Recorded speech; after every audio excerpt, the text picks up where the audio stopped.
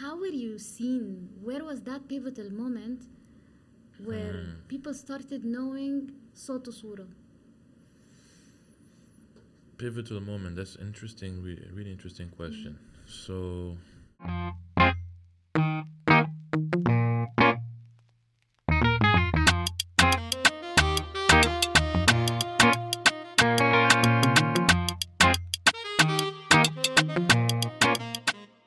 Hello, beautiful people, and welcome to Kandaka Talks. My name is Dua, and my guest today is DJ and hip hop musician and artist and producer Hisham Ibrahim, aka Sotusura. يا هلا أهلا وسهلا فيك. يا هلا منور الاستوديو. Thank you. كيف أخبارك؟ Wallahi, I'm doing great. You know, I've been contemplating the idea of doing this episode in Arabic or in English, Yeah. and I ended up choosing English just to reach more Yeah. audience, and I'll obviously Understandable. add subtitles. Understandable. Even though I feel like we would be more comfortable in Arabic. Exactly. Some words will It would be- split, and I'm sure of that. So let's dig into the meat. I want to Tell me. know everything about you as Soto, as Hisham. Okay.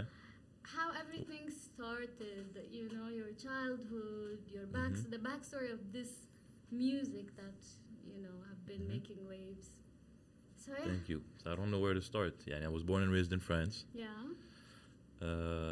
until I was 13. And then my parents moved back to Jordan, unfortunately. Amman, instead of... I mean, they couldn't go back to Palestine, but at least I feel like they should have went to Lebanon, مثلا. It would have made more sense from France than going to Jordan. Okay. And Why do you and say yeah, so? I don't know. I met most of my closest friends in life in Jordan, but I don't like the place.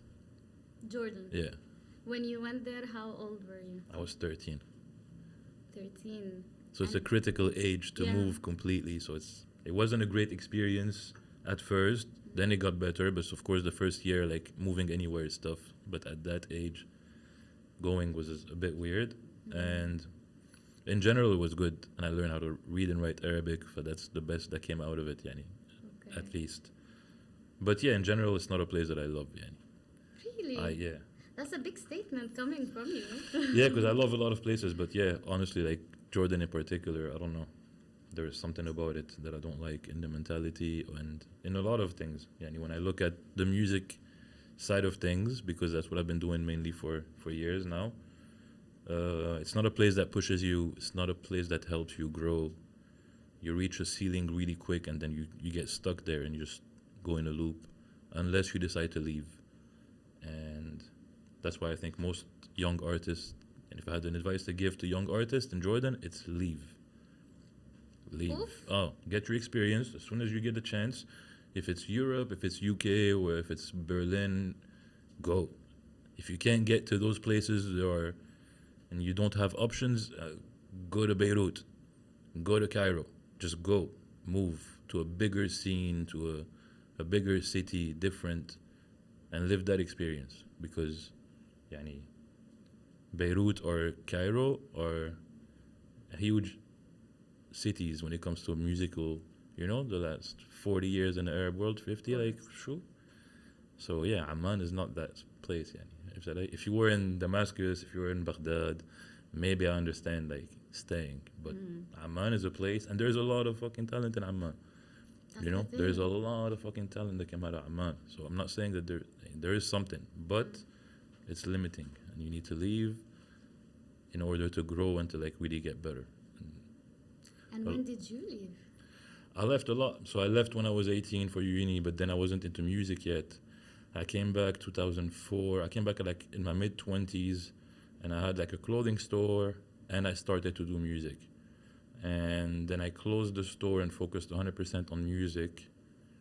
And ever since, I moved a lot. So I lived in Beirut for a while. I lived in Dubai for a bit. I lived in Cairo for 4 years.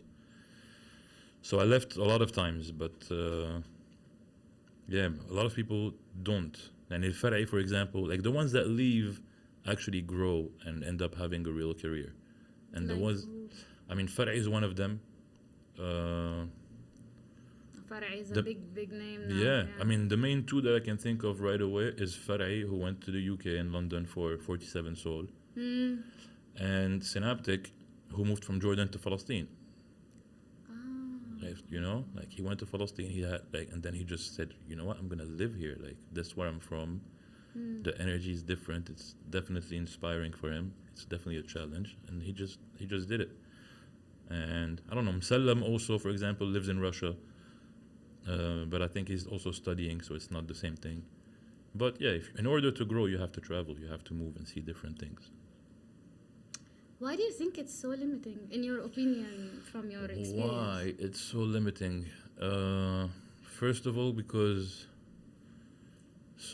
we don't have music party culture like Lebanon does, for example, you know, or Egypt. We don't have that in the culture. We don't have big music scene.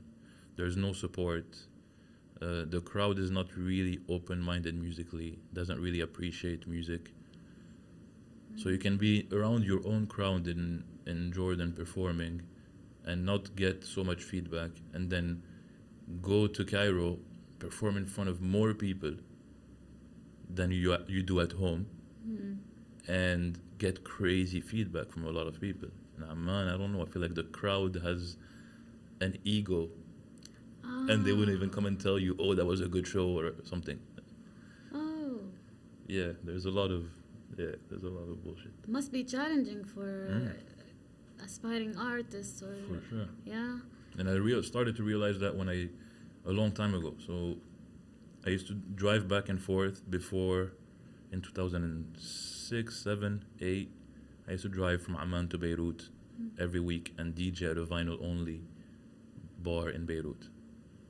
So when I started to do that trip, it opened my eyes to Beirut. Then I moved to Beirut, and I was like, of course, I should just stay there instead of doing back and forth.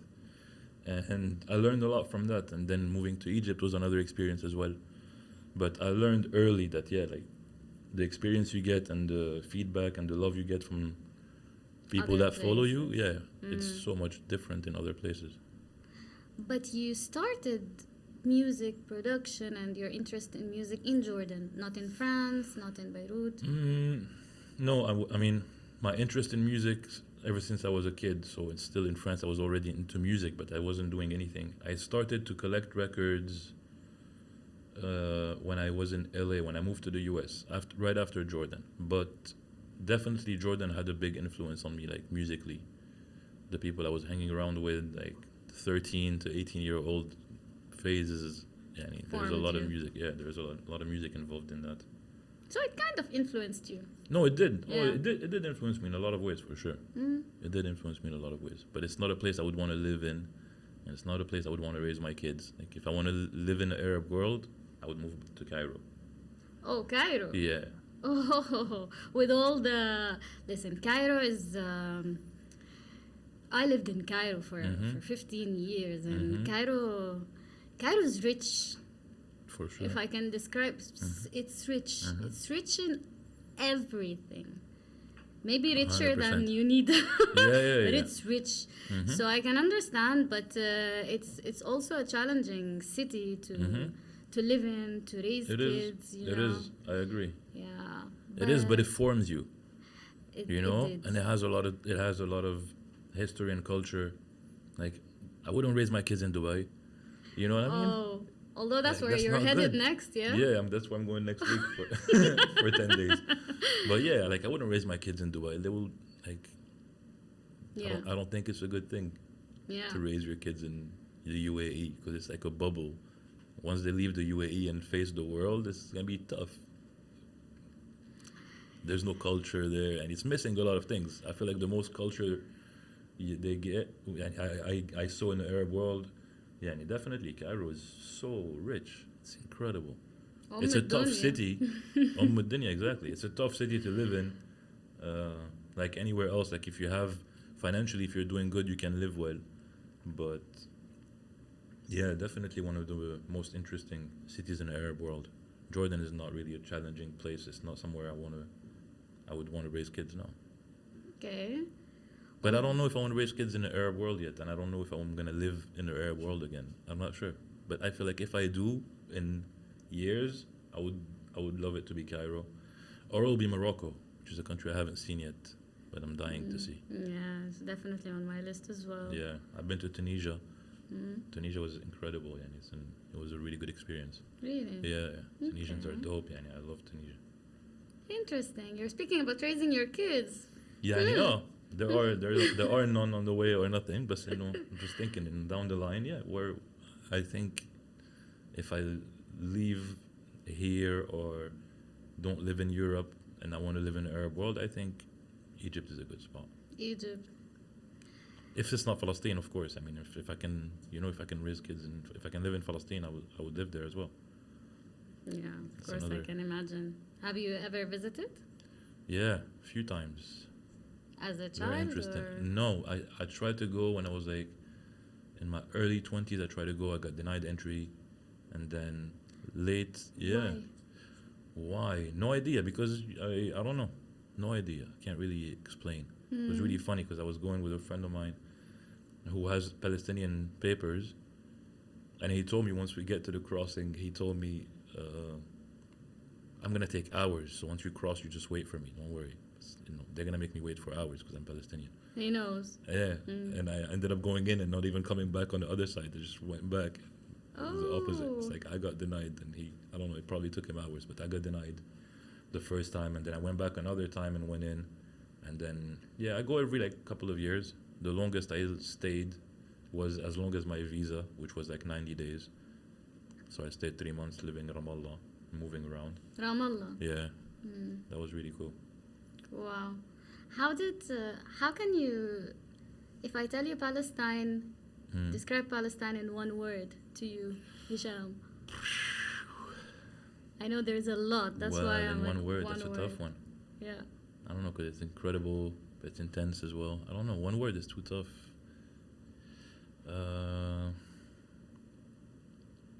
You're gonna have to give me some time to get you one word that describes Palestine. But what I can say for sure in one sentence is that it's probably anyone's most incredible trip, or most like learning experience and like real reality check kind of like trip to go to visit and move around.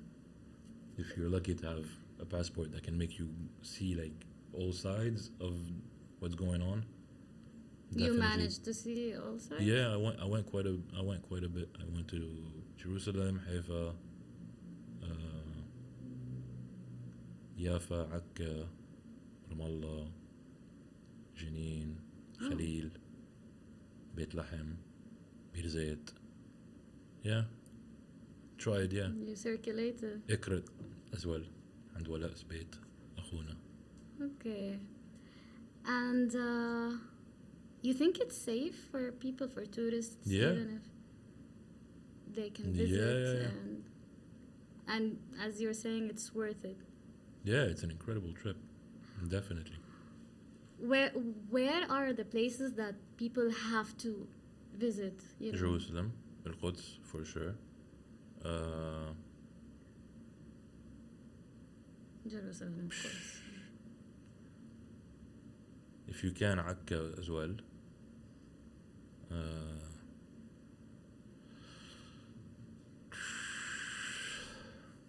El Khalil, but it's a tough place to visit. Yani. It's a tough place to see. I don't know if everybody would want to go.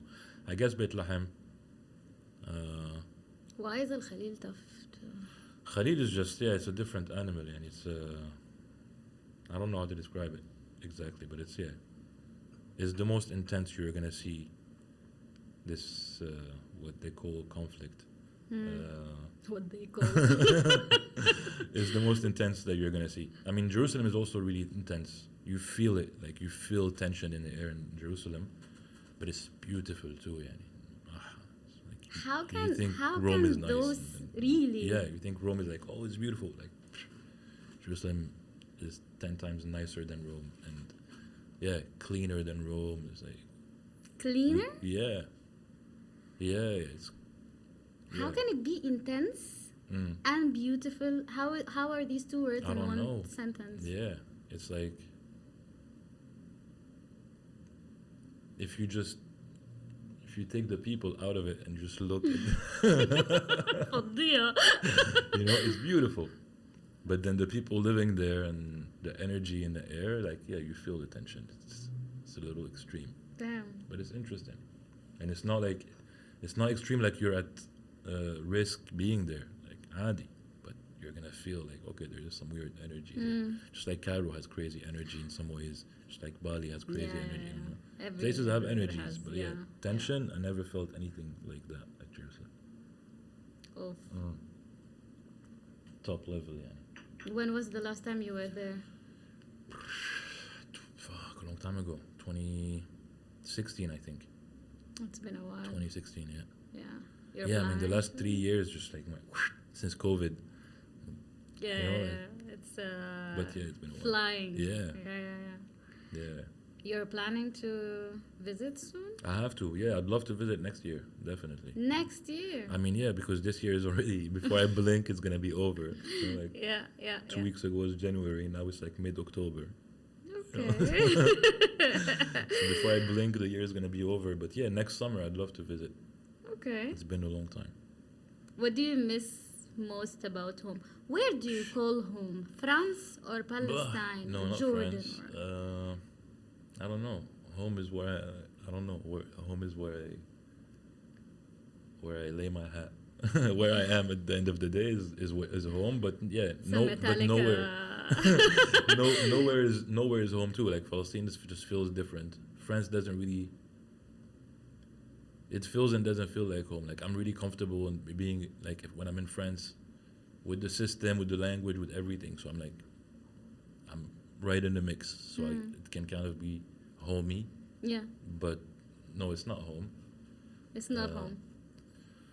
No, it's not because of the social construct in France that makes Arabs and North Africans and Africans not feel at home unless they're like Zinedine Zidane or like unless you're Oh, so you like growing up as a child, you felt, although you're born and raised there, yeah. I mean, not you don't feel it growing up as a child as much as you feel it when you're older and you go back and visit. That's when you feel it more. I mean, you could feel it as a child depending on where you grew up, or you might feel it. But I'm not gonna say that if it affected me back when I was a kid. Not really. Not really. I was too young. But when I go back years and years over the years after, then you see how it affects your friends that stayed there, for example. How? The I don't reason know. I'm asking Yeah. you is because, for Arabs living who did not live in Europe, did not get that privilege. They always feel, the European dream. Yeah, of course. Like if I go there, bus, I'm gonna make it. Hearing from you, That's born so and raised interesting. there, it's a complete different. Yeah. It's very interesting, this European dream that The you talked European about. dream. Because, yeah, I mean, everybody has it. First, I'm going to go back to the question before. So, Yeah. the difference is for Arabs and North Africans, at the end of the day, and Africans and just non-white French people, it might not be a lot tougher socially, but on a professional level and when it comes to like getting housing or things like that, like you're going to feel it. Oh. It's not the same across the board. It's hard. not the no, same. of course not. Even if you have the citizenship, the passport. Yeah. If your name is Muhammad on your job application, you're definitely way less likely to get a job, an interview, not a job, just an interview. Yeah. What? Yeah, of course, for sure. Unless you're like super qualified, but if so many people are qualified, you're not gonna be picked. And yeah. Oof. For sure. So that's when you're like living there. But then the European dream of like the Arab that gets the visa, I'm gonna go and make it.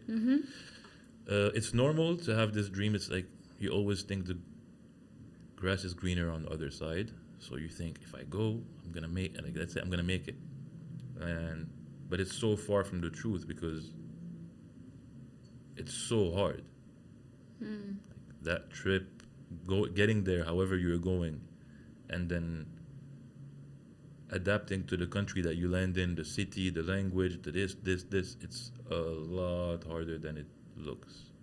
Mental A lot, yeah. trip. Yeah, for sure. And if you ask anyone who's gone that way from, I mean, the first one I can think of is like Bukalthum, you know, with the Amsterdam. There's a lot of people. I mean, Ramses, there's so many artists that are there going through that. And if you ask any of them, I'm 100% sure they will all tell you it's a lot harder than they thought. It's not worth going back home, but it's a lot harder than they thought. But it's not worth going back No, home. I mean, no. Mm. Mm-mm. Damn.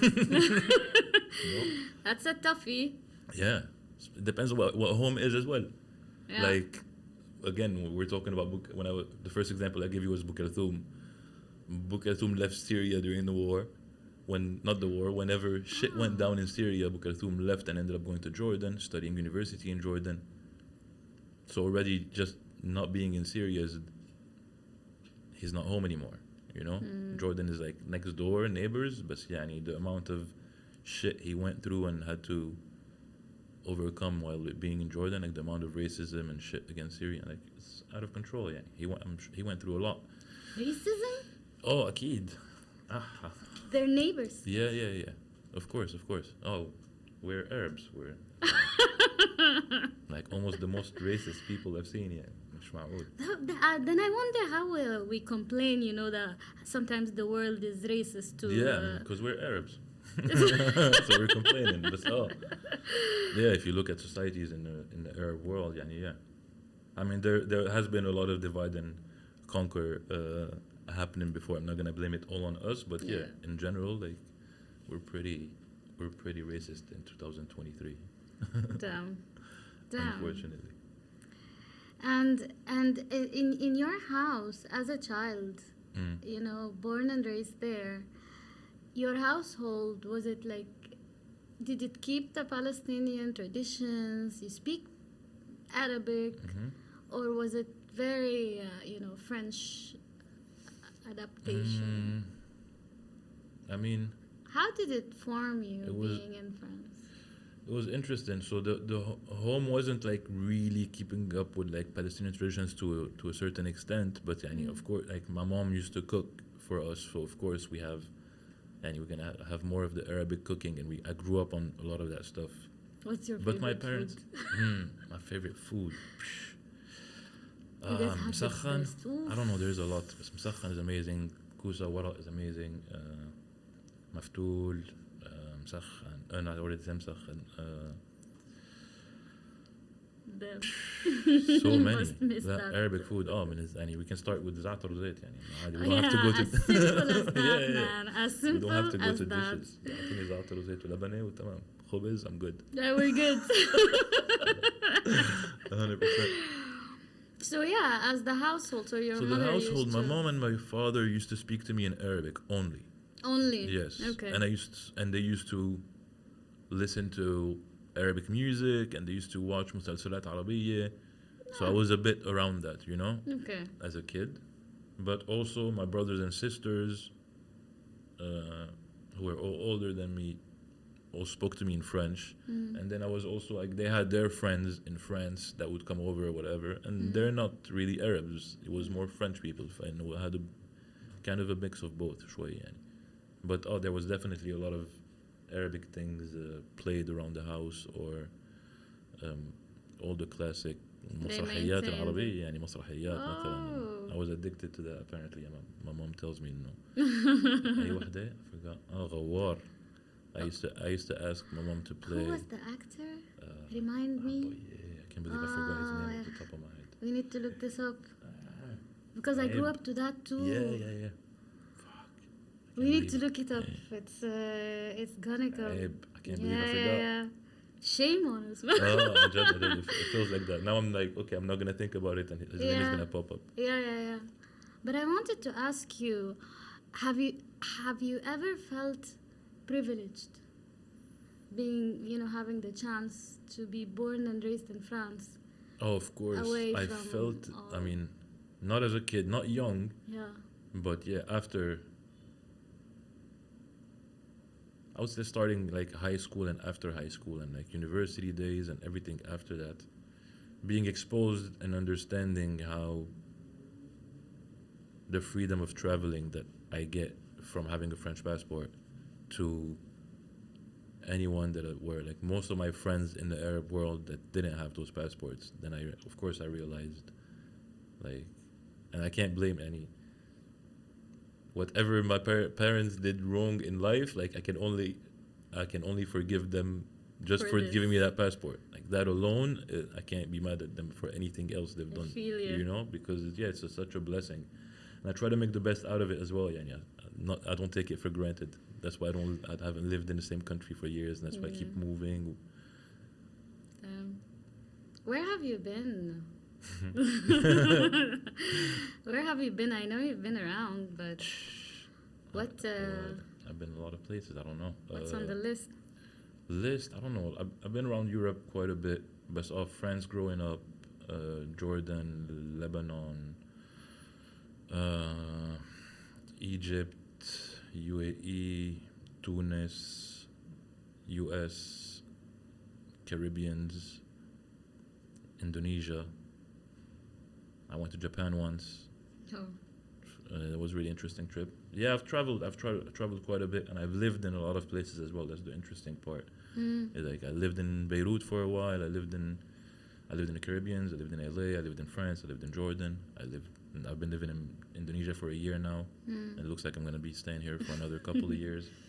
yeah, not too shabby. Yeah, I mean, it's the ones I haven't lived in the same place for more than like 4 or 5 years in the last 20 years. And here in Bali, I'm thinking, is this place gonna keep me more than 4 or 5 years? I wonder how I'm gonna feel about in 5 years from now. I know. Am I gonna be like, okay, time to go to the next place, or am Yeah. I gonna be like, I'm actually good? Does it help you being here with your music production? Like, how did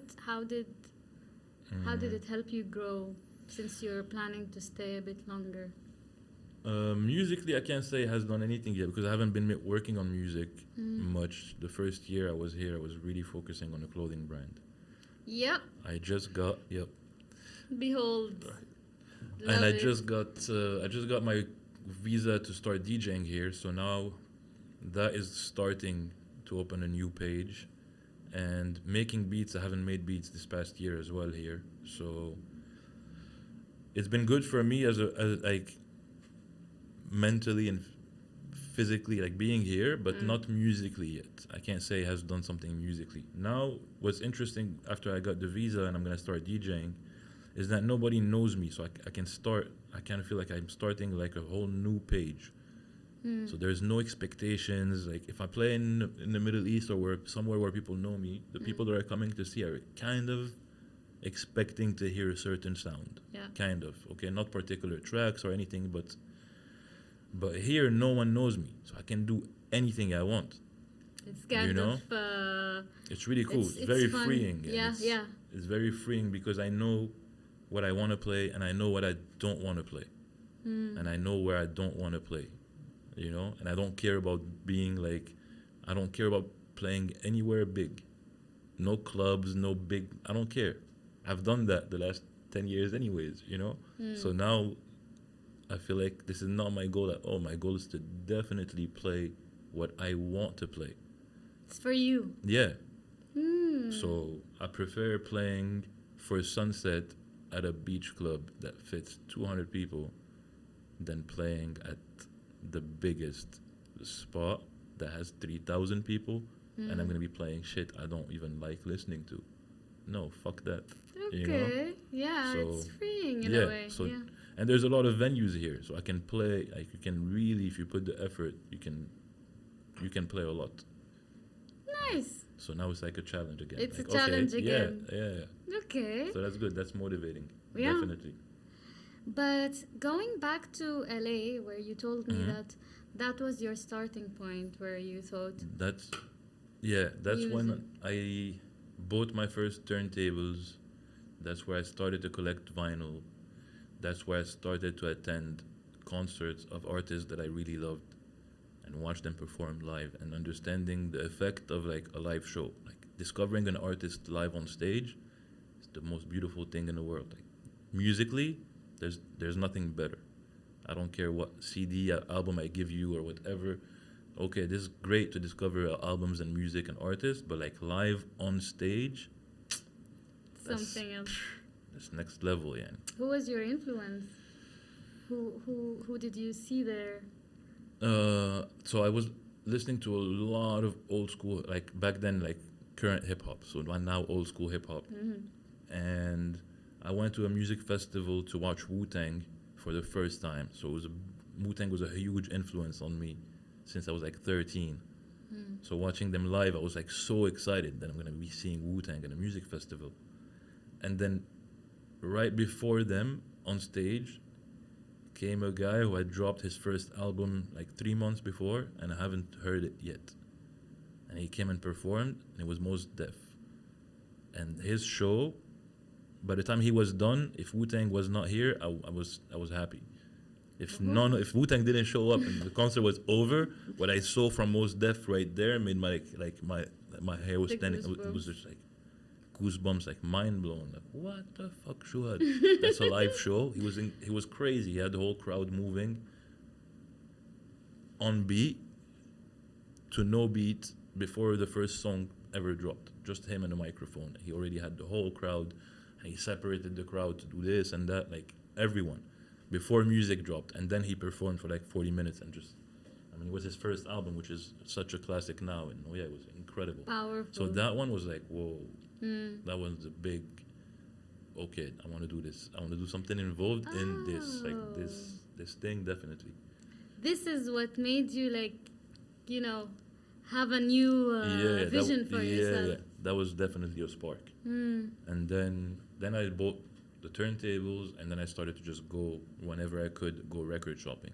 Someone taught you? No, actually, that's the funny part. My neighbor had turntables in his house, but I don't know, the vinyl and the needle, it looked so intimidating that I never wanted to touch it. So I always looked and stood by him when he was mixing, but I couldn't touch his equipment. But I was always watching. And then I bought my equipment, and then I just started to practice alone. And then slowly, you start to pick it up. Okay. Yeah. And how was the process? You were interested in getting records, and how did you start? I mean, back in the days, you don't have YouTube, where it teaches you, no tutorials, Yeah, of course. no guidelines. How Nothing. was the process for you? The process was understanding how the turntables function and BPM. Just understanding that this track is going at a certain speed and this track is going at a certain speed, and just learning how to match those tempos. Okay. That's the first thing that you just try to pick up, and then you start to blend tracks and mix them, and then figure out where to blend the track, when to enter the other track. All of it becomes a process, but just starting to learn how to beat match is the beginning process of it, and it's a lot tougher than it looks. Now people just have a button, or not even a button, and they don't even have to figure it out. But like listening to a track, and then sometimes you might listen to a song and think it's going faster than the other one, so you slow down the speed, and then you realize, oh no, that was actually the other way around. You had to speed it up, and then it's a process. It's like very technical. Like your ear learns a lot during that process. Wow. Which I feel like new DJs, for people that are not into that, they're not learning that. You can mix on the computer now. You can mix just looking at the tracks. You can mix. You don't need a headphone. Like when you see the track visually, you know where this is a kick, this is a snare. The two tracks are mapped. You can see it in front of you, so you don't even need to hear anything. So you're skipping such a huge part of the process. Yeah. Yeah. So it's a bit weird. I don't know how I feel about that. Yeah, I was gonna ask you, how do you feel about that? Are you able to keep up with the updates happening? I don't keep up with the updates when it comes to technology Mm. because I try to stick to a certain format. So I never moved. I try to never move away from the vinyl. So at a certain point, there was a software that came out called Serato, which is you control the music from a vinyl, but actually the vinyl is a sound signal connected to a sound card into your laptop. So you're picking the tracks from your laptop, but you're playing them from a vinyl. So I moved to that, and then tried to stick to that the whole time, and I never moved to the CDJs, to the USB stuff, or like mixing on iPads or iPhones, and like I don't do that. I just try to stick to that, to the vinyl, and keep this concept and culture shway alive if I could. Yani. I Yeah. rarely ever played in on CDJs. Yani. I can count on one hand the amount of times that I was kind of pushed, or not pushed to do it, but I was in an environment where I felt like, okay, I can do it, and it doesn't matter. I'm playing like in a cafe where there's like 40 people that are actually sitting down having drinks, and the music is so secondary. It doesn't matter really much. It's the Yeah. selection that counts more than actually me actually mixing. So sometimes I'm put in that position, and I'm like, I do it, but I'm most comfortable on the vinyl. You're Definitely. more dedicated to keeping that Yeah, definitely. culture alive. Oh, for sure. Yeah, I've done a lot selling, like trying to do markets in Amman. I opened up or worked with guys, and we opened up 2 venues that were like clubs / record stores. So we had a project in like, I forgot, maybe 2016 with some friends. They called me up to work with them on, it's like an underground club and a vinyl market. So we did that for a few months, and then they had license problems, so it didn't keep going. Unfortunately, they had to shut down. But it made a really cool buzz in Amman as soon as it opened up. But then it closed like a few months later. And then 2 years ago, right after COVID, with another friend in Amman, we discussed and opened up a vinyl only, what was supposed to be a vinyl only bar in Amman called The Cellar. And it was vinyls, selling vinyls, vinyl only, DJ sets, and a cool, like really cool bar. Nice. So that was also another project. And then didn't really see eye to eye after a while, and moved out of that, and then moved here to Indonesia. You know, in the Arab world, I rarely found vinyl bars, but here Yeah. it's I'm surprised. It's a lot. I'm actually surprised to the quantity of them here that I've found. In the Middle East, yeah, it's starting to become a bit hip, and it's starting to happen, but there wasn't something that was ever put forward when it comes to the last 20, 30 years in the music scene. Died. Yeah, it died. But when you look at our parents' generation, then everybody has like a vinyl collection, or like everybody knows, and like we had great music that came out on vinyl back then, but then it kind of died. Yeah. About that, Tell him. Saleh al-Alhan. Yes. You know, the reason I remembered it right now, Hmm. of course, I want to speak to you about Saleh al-Alhan and Okay. how that album came to life. Hmm. But your choice in influence in that particular album Hmm. comes from back in those days. Hmm. Tell me more. Tell you more. Okay, so it's like the music that my parents, I told you, was listening to when I was a kid, kind of had an influence on me a little bit, Yeah. growing up. And years ago, when I moved back to the Middle East and started to become and to DJ and do the different things that I've done in the Middle East the last 10, 15 years, when it comes to music, I kept collecting Arabic records. And yeah, that album for me was just me sampling as much as I can of those Arabic records that I got. Because for me, that's hip hop. Like, that's the soul of hip hop is sampling. And so I just wanted to represent like our culture and just sample the most. I made, I don't remember how many beats. I think I made like 80 beats when I prepared for that album, and then dropped it. I think it has 16 on it. Yeah. And yeah, it's just about sampling. I hate that album. I love the fact that I released it, but as soon as I released it, I was already past it in a weird way. So I didn't really, I don't know. What? Yeah, it's really weird. I have mixed feelings about this project. About Salah al-Alhan? Yeah. I feel like I could have done a lot better if I gave myself a little bit more time, but at the same time, I had like deadlines and I was going through a lot of shit. It was like a rough but interesting time, and I felt like I wasn't going to release it until I put a date and said and announced it like it's dropping on this date. So I did that, and then Sometimes my you back have to- was against the wall, and that was it. And by the time it came out, I'm like, no. But I خلاص, feel you. all good though. But sometimes the artist can be the most vicious, Critic. judge. Yeah, for sure. So For sure. I love that album. It's Thank you. رهيب. for me personally. The beauty of that album is that every track feels nostalgic. Mm-hmm. It takes you somewhere, and you can't tell why. What is this? Like I heard this somewhere.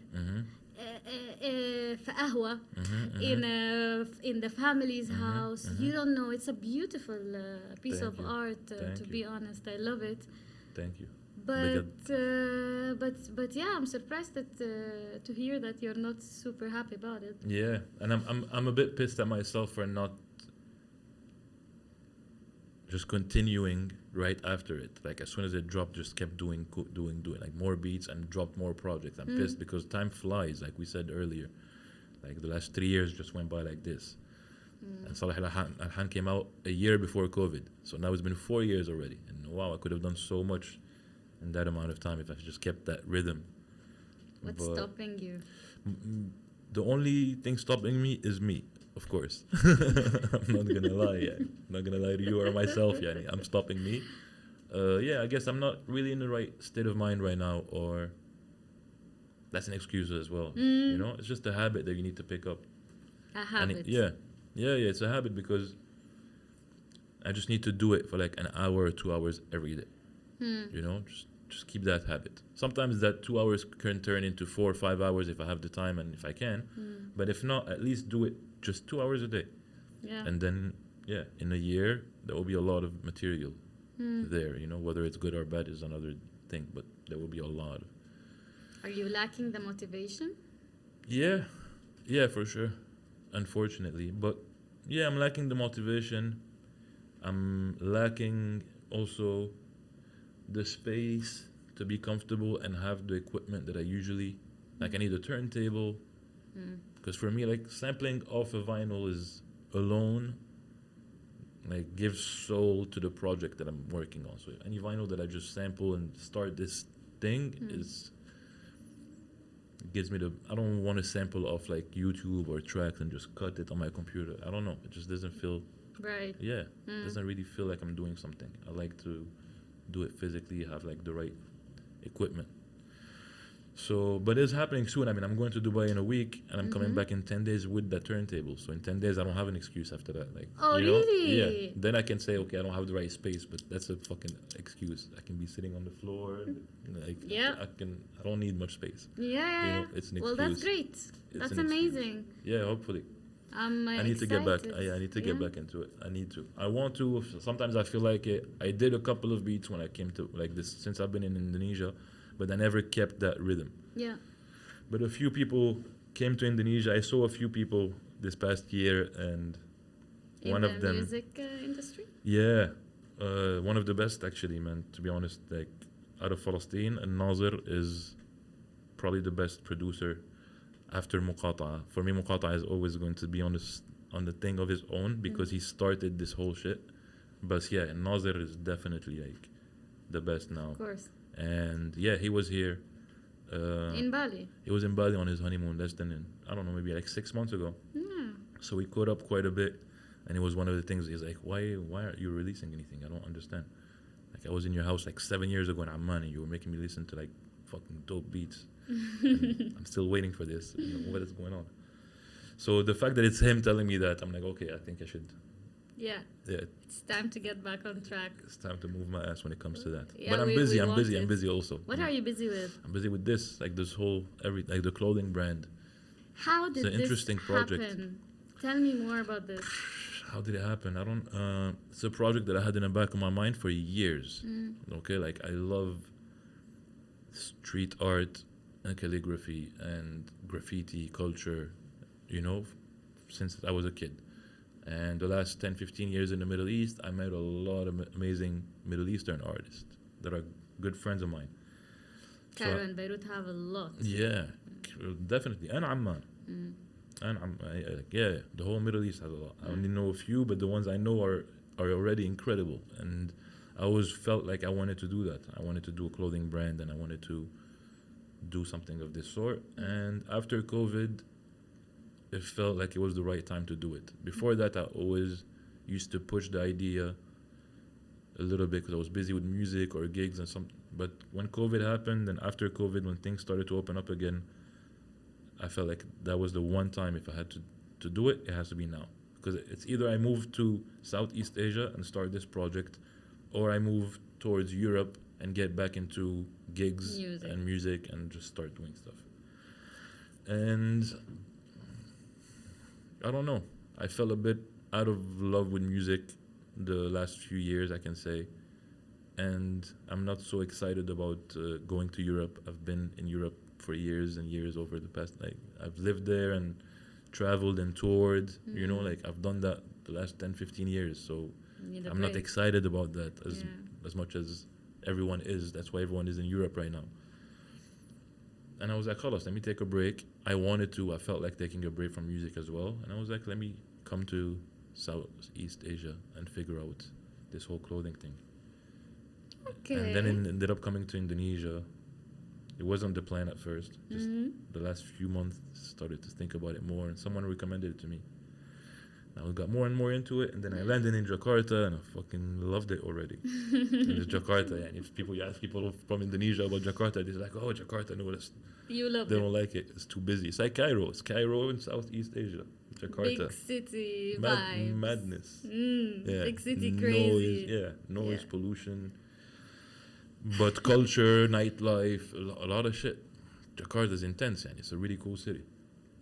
So I went there for a month and then started to dig and make research and whatever, and then started to buy cotton and print and do samples and From scratch.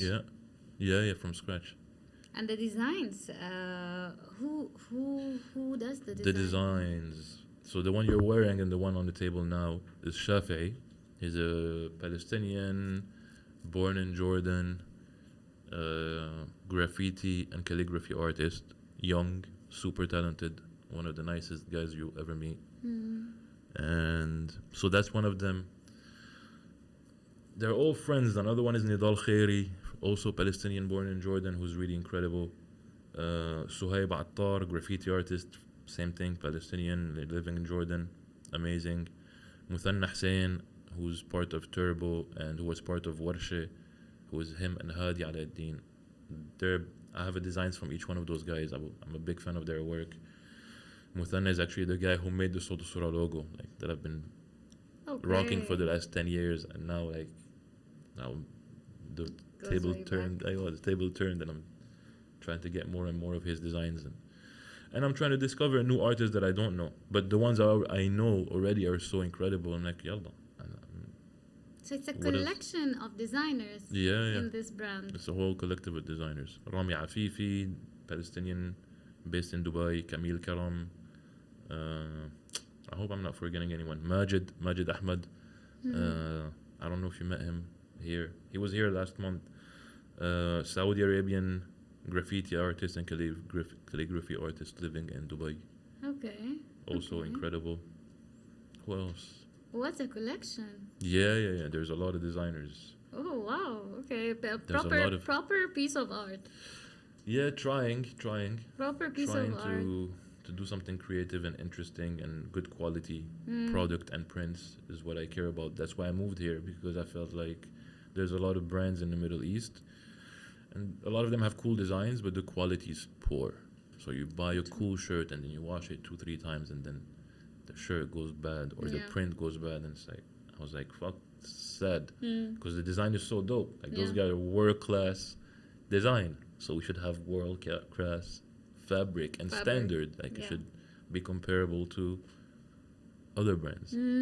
So I was like, "Halas, that's the plan." But And I'm what's on it. special about the? The prints, Yeah. yeah, they're very unique. To be honest, I haven't seen any brands. I've always been into brands and T-shirts and fashion in general, and Mm. prints and different styles of prints. And I discovered this when I came here, which is like a heat-sensitive print that Mm. changes color whether you're in a cold place or you're in a dark place. Like your shirt, if you move the kimono now, you would see that the heat from the kimono made the colors Oh, the look color different. already changed because of Yeah, the just light. because of that, yeah. Or is the light? I thought it was the heat of the kimono. Ooh. So it's heat sensitive and it has this texture, this feeling Yeah. because it's like it's a silk screen, handmade like just like regular silk screen, but it's 30 screens on top of each other. So that's why it's so thick. It's like It's if you, 3D. yeah, if you put a coin right next to it, it's like almost as thick as a coin. So interesting. Very, So very yeah, cool. I really like that feeling, Mm. texture, like this whole color changing. I really wanted to adapt that to everything that I was doing. So I'm doing a lot of that. You finally ended up making your dream come true with the clothing. Yeah, in a way. Mm. Not yet. It will be a dream come true once it becomes as big as I want it to become, or What as do I you see it. aspire? How do you see it? There's no limit, to be honest. I think it can be. I think it can really, really, really be something big. I think it can be big, like worldwide, but I mean, the Arab world as a start should be an easy. Easy market for you It to should be. access. I think Yeah. so. With this Yeah. quality, to be honest, I haven't seen anything. And I pay attention to brands, but I haven't seen anything in the Arab world that's even comes close, to be honest, as It's far as the beautiful. art Yeah, yeah, is yeah. involved. And some brands have cool quality stuff. You have brands in the Middle East, but I feel like a lot of the brands, without naming any names, but they're very expensive Mm. while being extremely lazy on the creative side. Mm. And I'm like, wow, that's so bad. I'm gonna make something cheaper than yours, way more creative and way nicer. A lot of hard work and creativity into it. Yeah. Yeah. Trying to do different collections as well, like this collection and the one you're wearing. Mm-hmm. It's only one of a kind T-shirts, so each T-shirt cannot be duplicated, because let's say this shirt here is red and black. It's the screens. It's handmade. So whoever does the black circle in the middle, for example, you cannot, because you make it with hand, you Mhm. cannot do the same circle twice. I don't care how many times you try. Okay. You know, so that's he's trying to do the exact same design. But your shirt, for example, it has green on this side, a bit of yellow here, and a bit of red here. Mm. So you just mix the colors differently, and every print that you do is actually going to be different T-shirt.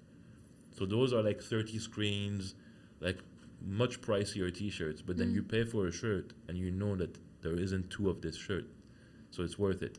And then I have the shirts like the one I'm wearing, where it's like That's another collection. that's a different collection, and these are like a series. That's it. Like you can buy this in any size you want. You know, like there's production of this is like bigger. Yeah. Than These this. these are all one of a kind. It's like a customized work. Like Kind of. It's Kind of different, customized yeah. work, customized print. I mean, 6 of those shirts, because it's like a round table that you put shirts in, and then you do the silk screen. The table fits 6 shirts. Making 6 of these shirts, the 30 prints, it takes like 3-4 days of work, What? because you have to put the first screen, print, take it out, let it dry, go back. Just doing that 30 times on one shirt is gonna take you 2 days, because you have to wait for it to dry. And so it's a really long process. Process. And you found good manufacturers here who can. Yeah, down like slowly, I did end up finding the right people who I'm working with now, but the process was a headache a little bit. I went through a lot of tailors and people that print and places where you buy fabric. You just have to learn the process, but I really enjoy learning the process as well. Yeah. So I didn't want to go to like a factory and be like, here are my designs, give me my collection. Like I wanted to go buy the fabric, find a tailor, get him the shirts, like the cut that I want, do it, try the print, and then keep going. process. Yeah, It's it like is. your baby project. Yeah, a little bit. Yeah, A yeah, little bit. A yeah. little bit. Your baby project coming to see the light. Yeah, my next goal is to actually buy that table that we're printing on, and for me to print them myself as well, like learning how to do the printing part. Ooh, Yeah, I'd love to do that for a bit, nice, nice. and then grow into other things. I want to do hoodies. I want to do a lot of. I'm doing the kimonos now. Yeah, I see. There's a lot of yes, yes, cool yes. things Fabric is coming up. completely different as well than Mhm. from this Mhm. and this. So very airy, very nice. Mhm. Love it. Floaty, very light. Yeah. This would be so cool in festivals as well. Yeah, these are doing really, really good. Like Yeah. in Bali, when people wear them out, people keep sending me like, "Oh, someone wants to get one," or I wear at a party and I get like a few people Yeah. like, "Hey, give me your contact. What is this? I want one." With the kimonos especially, yeah? Yeah, especially Yeah. the kimonos. Yeah, very good in this weather. And I see the designs very inspired by Palestine and Of course. yeah, Always. of course. Always. Of course. Of course. Okay. Obviously, I'm gonna add every kind of link related to the clothing brand Cool. Thank you. in the description below. You guys can check it out. And yeah, okay. I really want to go back to the music Mhm. and the impact Mhm. Saleh Al Alhan made Mhm. and what you aspire to do. I know you're lacking the motivation right now a little bit, but it's gonna come with the turntable. I have Yeah, a feeling. hopefully. Yeah, I think so too. But what do you aspire to do? Where do you see Honestly, yourself musically, within? right now, I don't really aspire to do anything at this point. I feel like I've done a lot. Proper pause. Yeah, proper pause. Okay. Definitely. Yeah. Like, not turning a page, but Yeah. like, exploring this other chapter. Hmm. But yeah, maybe I will feel like doing stuff again. But yeah, now I'm lacking not just motivation, inspiration. Also, I'm not a big fan of the music that has been coming out. Yeah, it's You know? completely different than. Yeah. So maybe that doesn't really help. What did Saleh Al Alhan, The impact. the impact? I don't know, to be honest. I'm not sure. Other than like looking at numbers on Spotify, you can't really know. I can't really explain what impact it But has. I'm not sure what impact I'm it pretty has. sure your audience wants more. Your audience wants to hear more. Wants new. Cool. Possibly. releases. Hopefully, that would be. Yeah, I would love that. Yeah. Like I said, as soon as it dropped, I kind of was over it already. So I didn't really maybe promote it or push it the right way or try to do gigs around it much. And then COVID happened also, that gave like everyone a break. So yeah, I mean, maybe there isn't a new page. I know, I mean, I still love to collect records. I already have records that I bought in Indonesia that are samples Ooh. to make music. So You're I know still that- on that. yeah, I think there will be a moment when I'm on that, but I don't know. It was a good time to take a pause and to start this new project. And now, yeah, I don't feel too inspired. I don't feel like that sound. I feel like the sounds changed so much. I'm not sure how responsive people are going to be, maybe, if I do another project.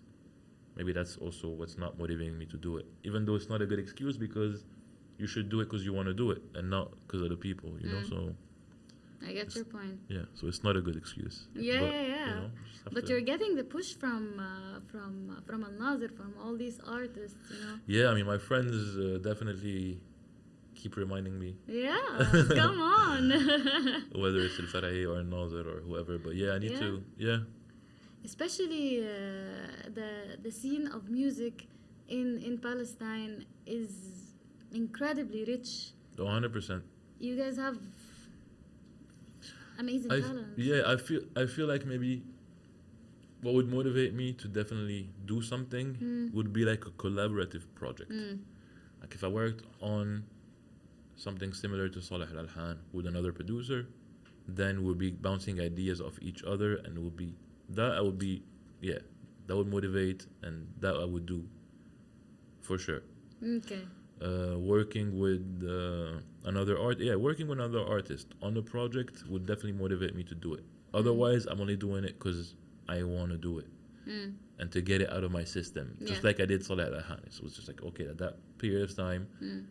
just all I wanted to do, and what I woke up is like coffee, beats, and I made like I was making beats at least 6 hours a day for like eight months, just like every day, You were obsessed. every day. Yeah. At that point, it was like that's all I was doing, Mm. and I knew I was gonna travel in less than a year, for example, and I had most of my record collection there at my parents' house in Jordan. Mm.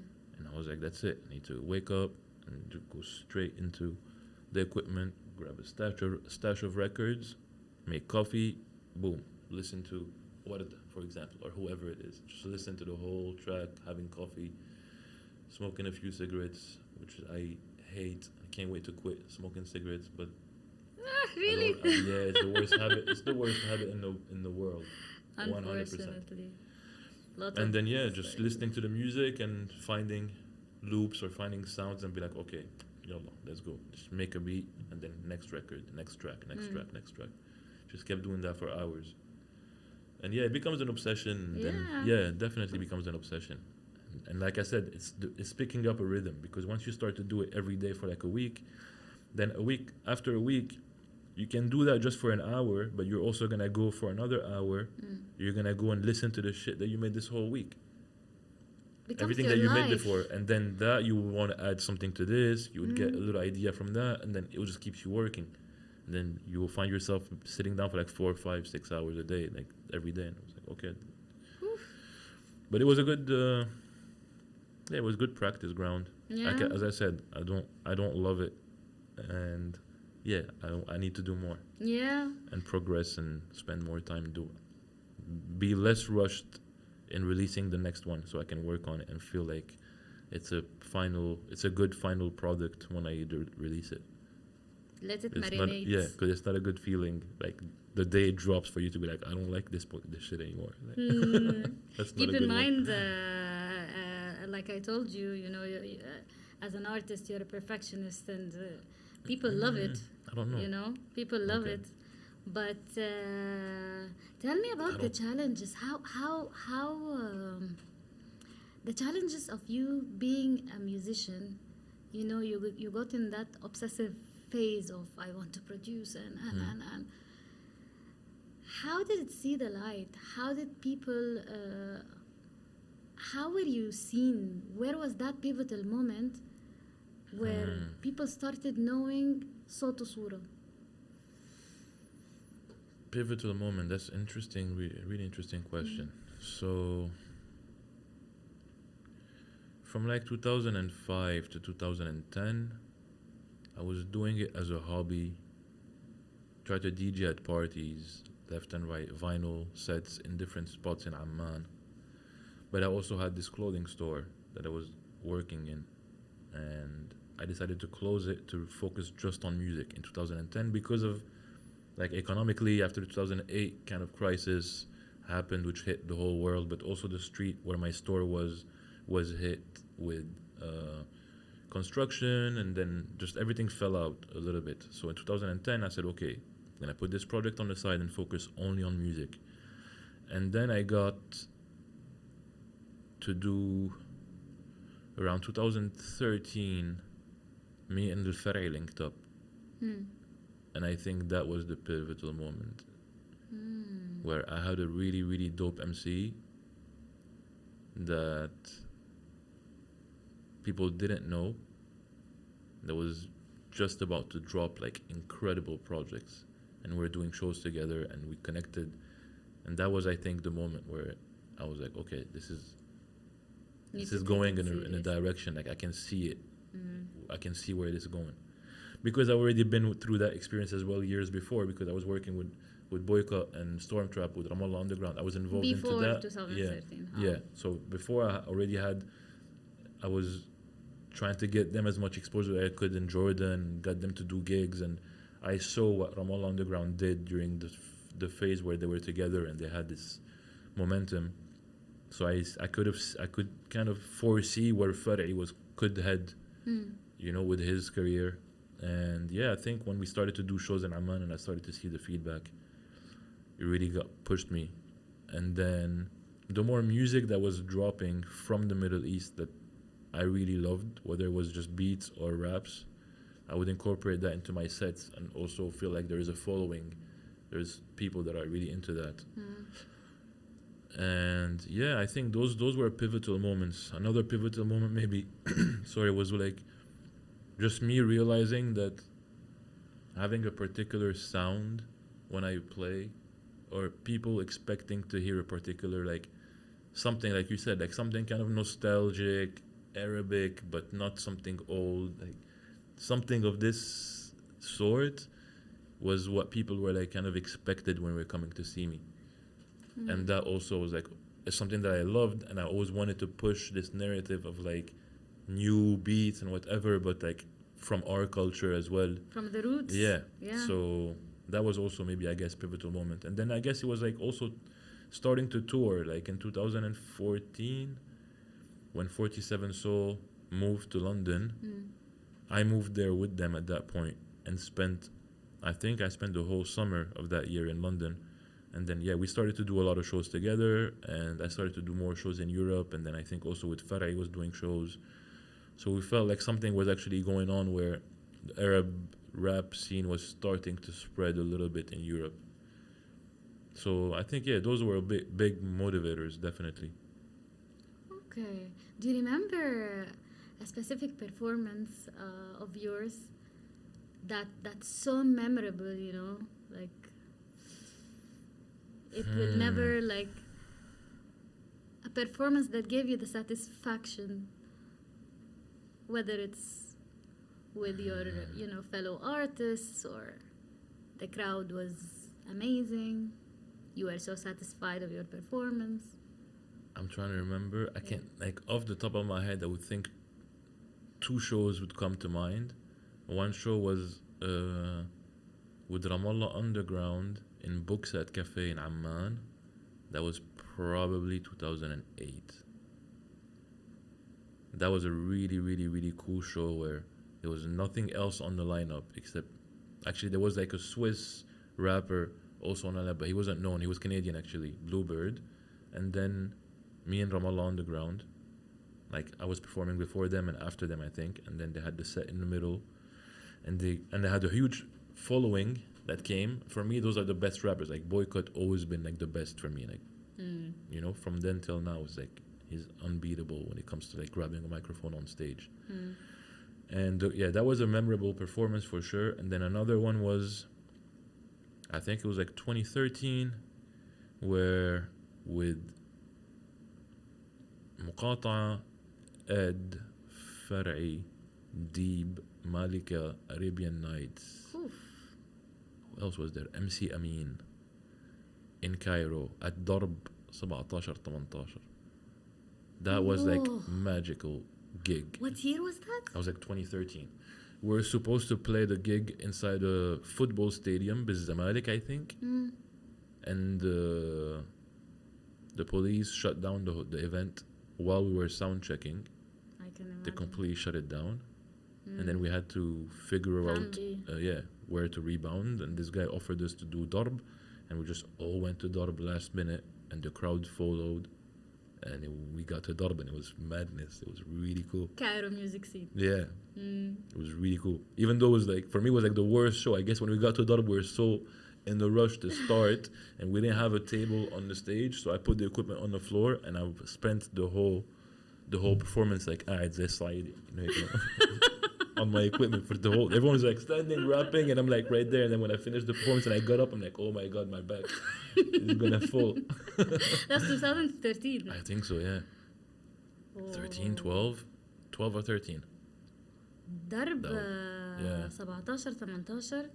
It witnessed beautiful events. For sure. Such an incredible venue. They artistic direction. They're demolishing it. I know. I heard. Yeah. I heard. End of an era. Not. Yeah, for sure. Really, end of an era.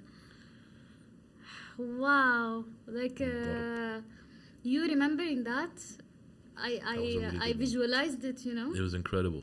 That was really a good one. What else was really cool? And such a nice Those two. combo. It's Yeah, yeah. proper collection of Yeah. artists. Malika, Farai, Deeb, Ed. Yeah, it was interesting. Khuttaba was there as well. Yeah, it was intense. That's a good one. Yeah, That's a those are good the probably top performances. Again, like I love to DJ, like solo gigs and doing this like whatever.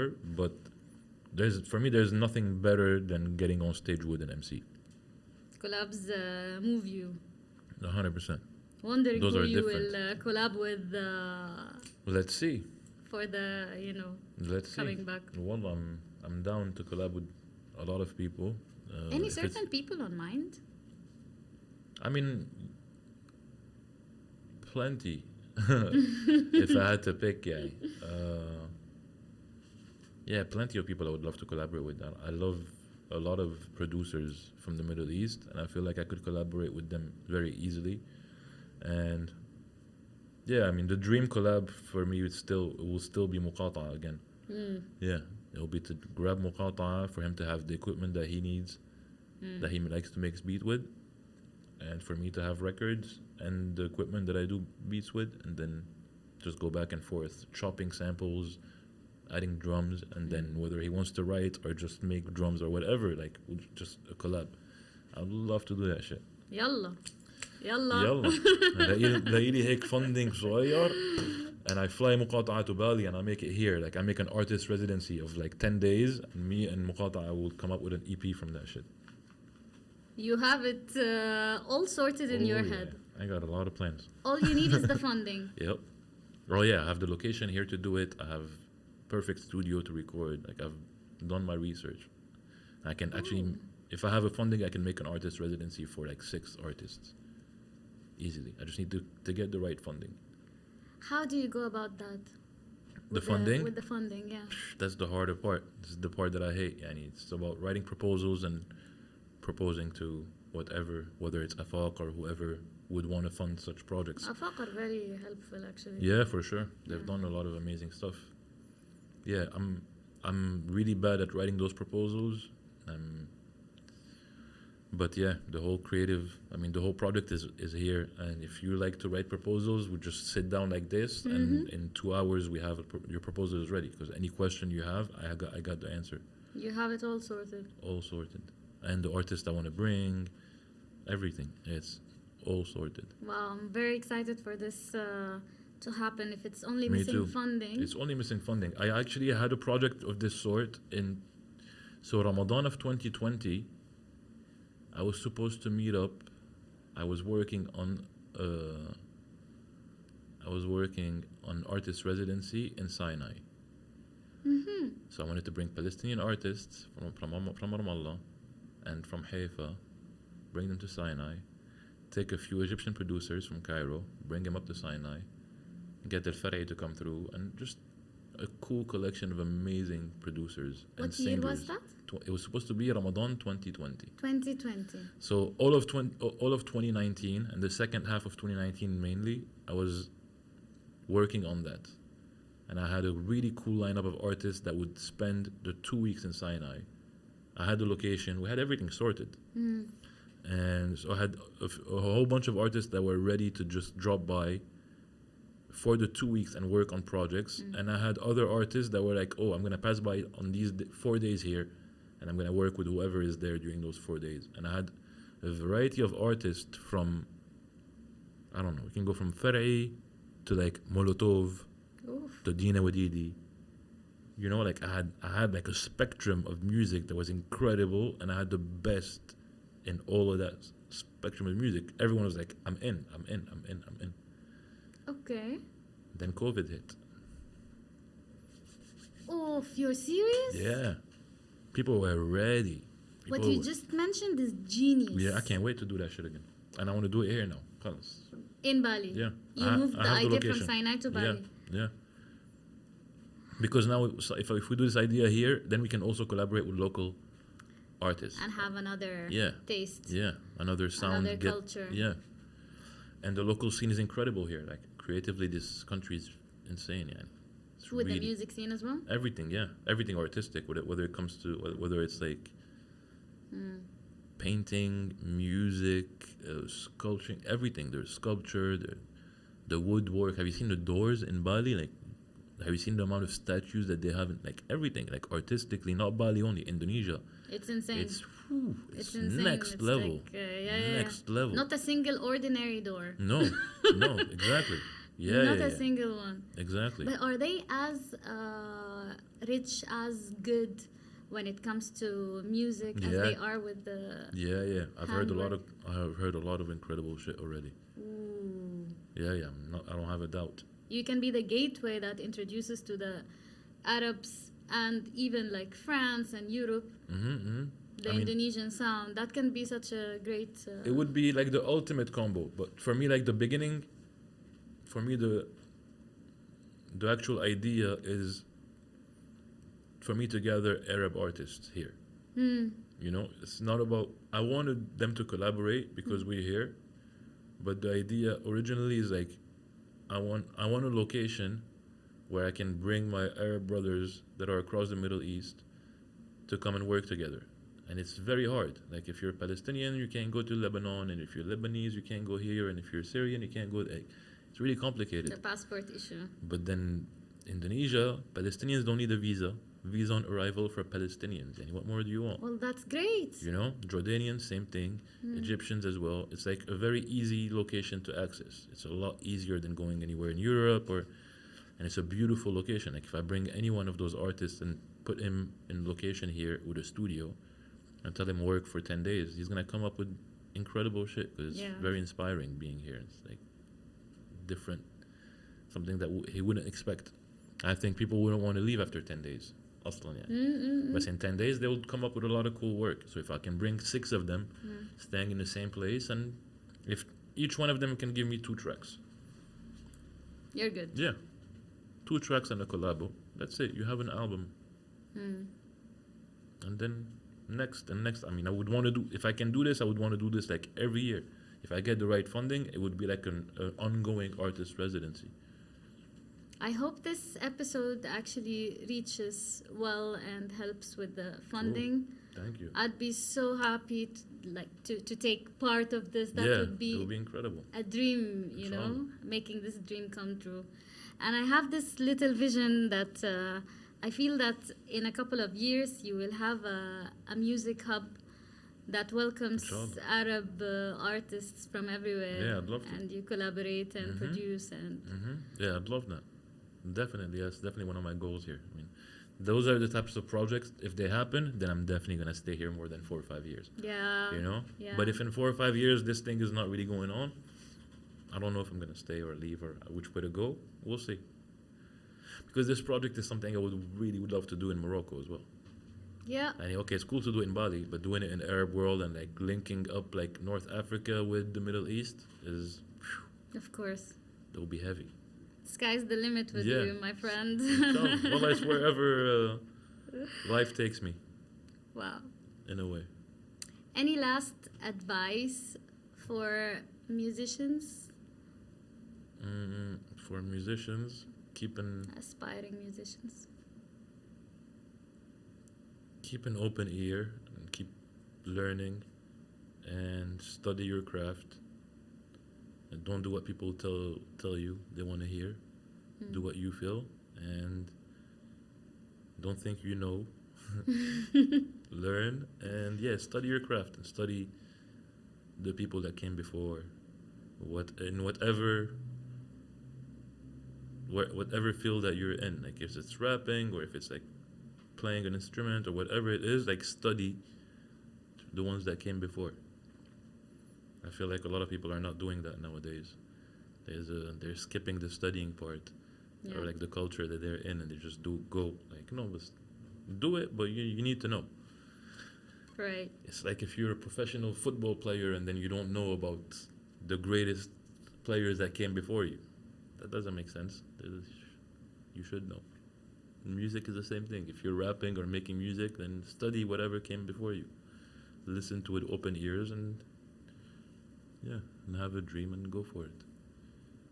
Work hard. It's gonna be harder than it looks. just like the European dream. Yep, that's your final word. Thank Pretty you so much. much, Soto. Habibti, thanks for Thank having you me. so much. Habibti, I feel like we can keep going for like 3 hours. We can keep going more and more. Who knows? Maybe Easy. we'll have another one. Yeah, y'all. Yep. I'm going to add all your links. Cool. How can people Thank you. find you? How can they find me? Mainly I guess Instagram, yeah. Instagram? Mm-hmm. Perfect. I'll add the Instagram link to the music. Mm-hmm. I'll add the Instagram link to the brand as well. Cool. So people will know how to find you. Thank you guys for Thank you. watching. Thank you, Soto. Subscribe and comment below with all your questions about today. I'd love to hear your thoughts. Until next time. Bye.